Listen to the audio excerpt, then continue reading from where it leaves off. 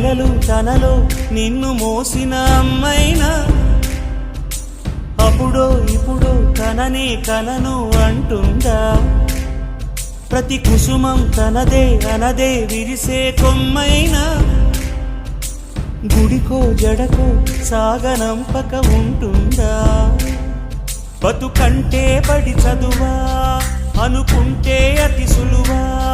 పొరపడినా పడినా జాలి పడదే కాలం మనలాగా. ఒక నిమిషం కూడా ఆగిపోదే నువ్వు వచ్చేదాకా.